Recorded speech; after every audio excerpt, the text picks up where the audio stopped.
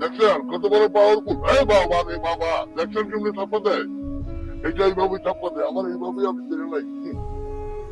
এত বড় চাপা দেয়, এত বড় ধরে নাই। দেখছেন?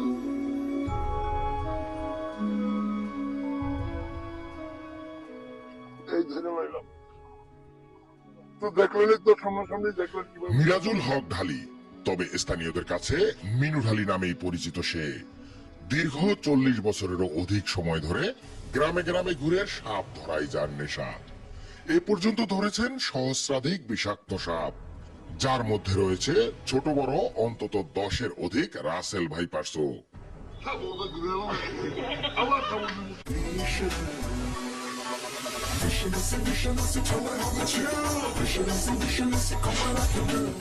শরীয়তপুরের পদ্মার তীরবর্তী এলাকায় রাসেল ভাইপার সহ বিষাক্ত সাপের উপদ্রব বেড়ে যাওয়ায় গ্রামবাসীর কাছে এখন বড় ভরসা এই মিনু ঢালি।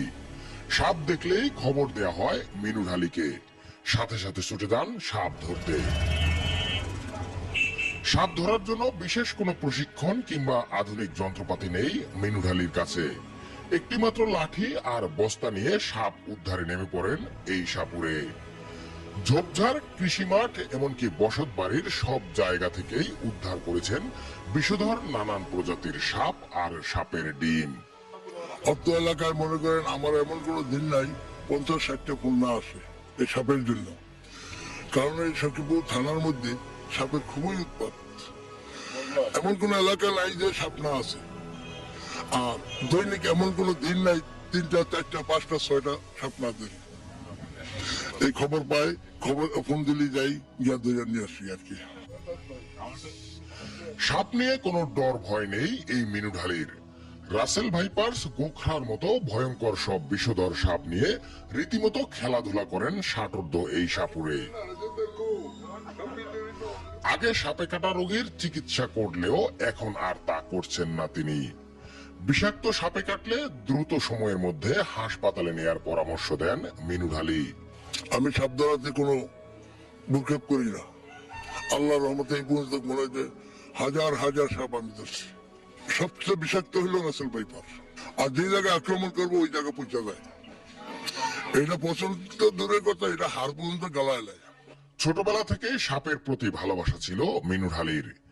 নিজ উদ্যোগে সাপ ধরার কৌশল রপ্ত করেছেন তিনি। গেল কয়েক মাস যাবৎ প্রতিদিনেই বিভিন্ন জায়গা থেকে পাচ্ছেন সাপের খবর। ভয়ঙ্কর সাপের উপদ্রবের মধ্যে মিনু ঢালি এখন গ্রামবাসীর কাছে বড় আস্থার প্রতীক। সাপে কাটা রোগীর মৃত্যু ঝুঁকি কমাতে প্রত্যন্ত অঞ্চলে অ্যান্টিভেনম সরবরাহের দাবি স্থানীয়দের। জিয়াইতে পারে তো হয়তো এর হয়াত থাকলে, ওজায় যদি না পারে তার কোনো হয়াত নেই। এই কথা